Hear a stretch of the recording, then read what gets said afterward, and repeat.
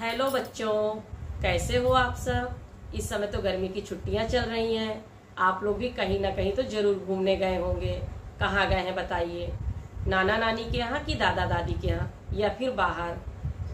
मुझे कमेंट्स करके जरूर बताइएगा।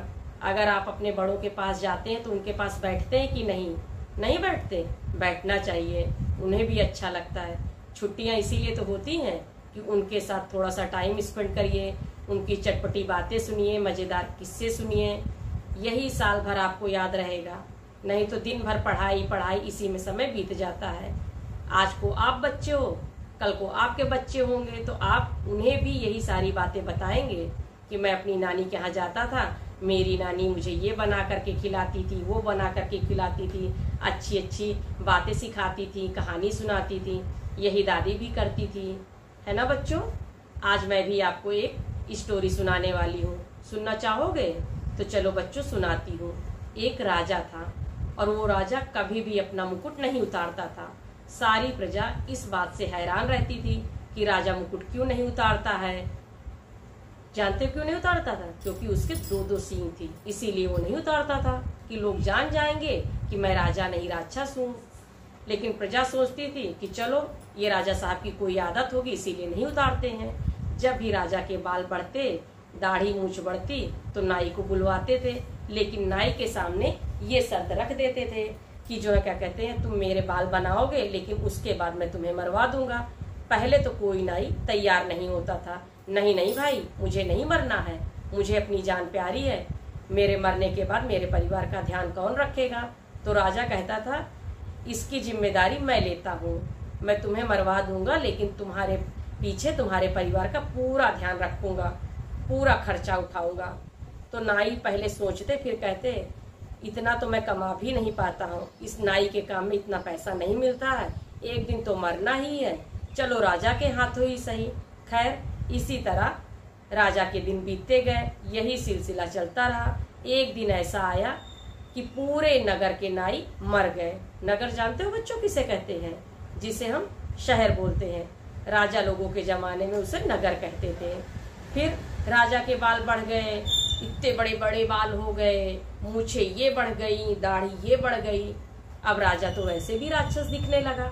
आपस में सारी प्रजा बुदबुदाती, ये राजा कम राक्षस ज्यादा लग रहे।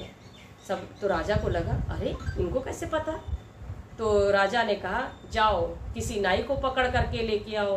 तो सारे सिपाही बोले हुजूर कहाँ से लाऊं, सबको तो आपने मरवा दिया है। तो राजा झल्ला के बोला जाओ कहीं से भी लेकर आओ, मुझे कुछ नहीं सुनना है। तो सारे सिपाही जी हुजूर करके चले गए। कोई इस दिशा में गया और कोई इस दिशा में गया। सुबह से शाम हो गई। खैर इतना परिश्रम करने के बाद एक नाई मिला, उसको पकड़ करके लेके आए और राजा के सामने उपस्थित किया। राजा साहब ने देखा कि किसको लाए हो। कहे राजा साहब सुबह से शाम हो गई, इतनी मेहनत के बाद यही एक नाई बचा था, इसी को लेकर के मैं आया हूँ। राजा ने उस नाई से पूछा तुम्हारा नाम क्या है? तो बब्बन हजाम ने कहा बब्बन हजाम। बब्बन हजाम को अपने कमरे में ले गए।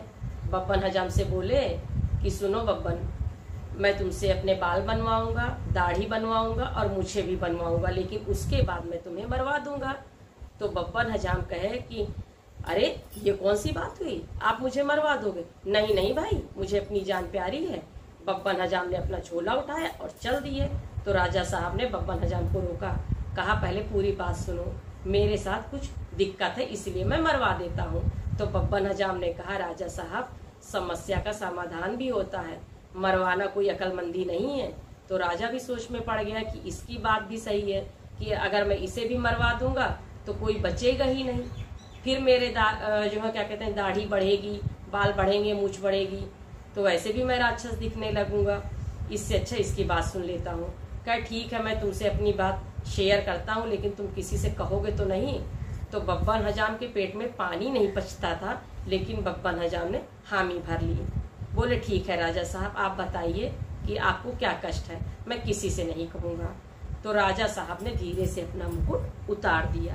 जैसे ही मुकुट उतारा राजा की दो दो सींगें दिख गई और बब्बन हजाम ठिठक गए ऐसे और गिर पड़े। बब्बन हजाम जब गिर पड़े तो राजा साहब ने कहा उठो बब्बन, अपना हाथ दो, डरो नहीं, मैं राक्षस नहीं हूँ। खैर जैसे तैसे कह करके बब्बन हजाम उठे। बोले इसी कारण मैं लोगों को मरवा देता था और कोई बात नहीं थी। तो बब्बन हजाम ने कहा ठीक है, मैं राजा जी आपकी ये बात किसी से नहीं कहूंगा, लेकिन आप भी मेरे परिवार का ध्यान रखोगे, समझ रहे ना? मतलब थोड़ा सा धनराशि। तो राजा बोले हाँ हाँ, इसकी चिंता मत करो, मैं सब कुछ देख लूंगा। भाई जो है बब्बन हजाम ने राजा के बाल काटे, दाढ़ी काटी, मूछ काटी और इसके बाद खुशी खुशी चले आए। बहुत सारा धन दिया राजा ने, सोने चांदी, कपड़े लत्ते, जेवरात, हाथी घोड़ा सब दिया। सारी प्रजा देखती रह गई, अरे आज ये कौन सा चमत्कार हो गया कि राजा साहब ने बब्बन हजाम को छोड़ दिया। खैर चलो किसी को तो छोड़ा, नहीं तो फिर ये आदेश देते कि जाओ पकड़ करके लाओ। कहाँ से लाते? अब बब्बन हजाम चले तो गए, लेकिन बब्बन हजाम के पेट में पानी नहीं पसता था। अब वो सोचे कि ये बात अगर मैं किसी इंसान से कहता हूँ तो ढिंढोरा पिट जाएगा और सबको पता चल जाएगा कि ये राजा नहीं राक्षस है। अब क्या करूं? तो बब्बन हजाम कुछ देर सोच में पड़ गए, फिर निकल गए दूर जंगल में। सोचे कि किसी पेड़ से कह देता हूँ। चारों तरफ देखे हरियाली ही हरियाली। बोले नहीं, हरे भरे पेड़ से नहीं कहूंगा, कोई सूखा पेड़ दिखे उससे कहता हूँ, क्योंकि वो कुछ दिन में वैसे ही मर जाएगा, वैसे पेड़ बोल कहाँ पाते हैं।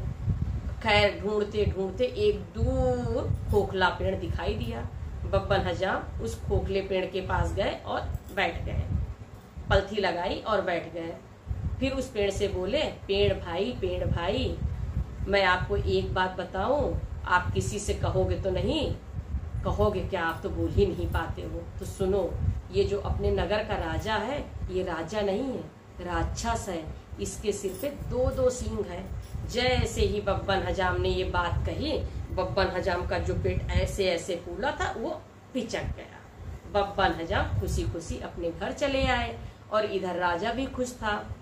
इसी खुशी के मौके पर राजा ने कहा कि कल राजमहल में जो है नाच गाने का कार्यक्रम रखा जाएगा, तो नए जो है सारे बजाने वाले सामान होते वो बनवा करके लाओ, जैसे ढोलक हो गई, तबला, सारंगी, इसके लिए सब नया नया होना चाहिए। सारे सिपाहियों को आदेश दिया। सारे सिपाही चले गए जंगल में लकड़ी के लिए। तो हरे भरे पेड़ देखकर बोले नहीं भाई, इन्हें नहीं काटते हैं, अगर इन्हें काट देंगे तो बहुत पाप लगेगा। चलो कोई सूखा पेड़ देखते हैं। वो भी उसी पेड़ के पास गए जहां पर बब्बन हजाम ने ये बात कही थी। उस पेड़ को कटवा दिया और इसके बाद उससे तबला, सारंगी, ढोलक सब बना। अब भाई राजमहल को दुल्हन की तरह सजाया गया। राज दरबार में जो क्या कहते हैं गद्दे लगे, मसलन लगी, हुक्का वगैरह जो राजा लोग पीते थे वो पान के जो है डिब्बे रखे गए। अब सारे नगर के राजा जो बुलवाए गए थे वो आए, कोई ऐसे बैठा, कोई ऐसे बैठा, कोई ऐसे बैठा, और राजा साहब ने कहा कार्यक्रम शुरू किया जाए। जैसे ही कार्यक्रम शुरू किया गया, नाच गाने वाले जो आए थे वो नाच रहे थे, गाने वाले गा रहे थे और ये सारी चीजें बज रही थी, लेकिन उसमें से आवाजें आ रही थी। जानते हो क्या आवाजें आ रही थी बच्चों? जैसे ही सारंगी बजी उसमें से आवाज आई, राजा के मूड़े मसीन, राजा के मूड़े मसीन। फिर जैसे ही ढोलक बजाई गई, किन्ने कहा, किन्ने कहा, किन्ने कहा, किन्ने कहा, किन्ने कहा, किन्ने कहा। जैसे ही तबले की थाप आई, बब्बन हजाम भाई, बब्बन हजाम, बब्बन हजाम भाई, बब्बन हजाम। सब लोग कहे कि ये जितनी सारी चीजें, इनमें से कोई ना कोई आवाजें आ रही हैं। तो राजा ने कहा अरे नहीं, ये लोग गा रहे हैं, आप लोगों का वहम है। कहे नहीं, गाने वालों से कहा तुम रुको और नाचने वालों से कहा तुम रुको, अब खाली इनको बजाओ। जब ये सारी चीजें बजाई गई, फिर वही हुआ कि जैसे सारंगी बजी उसमें से यही आवाज आई, राजा के मूड़े मसी, राजा के मूड़े मसी। ढोलक बजाई गई, किन्ने कहा, किन्ने कहा, किन्ने कहा, किन्ने कहा, किन्ने कहा, किन्ने कहा। जैसे ही तबले की थाप आई, बब्बन हजाम भाई, बब्बन हजाम, बब्बन हजाम भाई, बब्बन हजाम। सब लोगों ने कहा कि ये सारी चीजें ये कह रही हैं कि राजा जो है उसके सिर पर सींग है। बस राजा साहब को लगा कि मेरी तो पोल खुल जाएगी, बस यूं धीरे से सरकने लगे। सब लोगों ने उन्हें पकड़ लिया और राजा साहब का मुकुट उतार दिया। जैसे ही मुकुट उतारा तो देखा कि सच में राजा के दो दो सींगे हैं।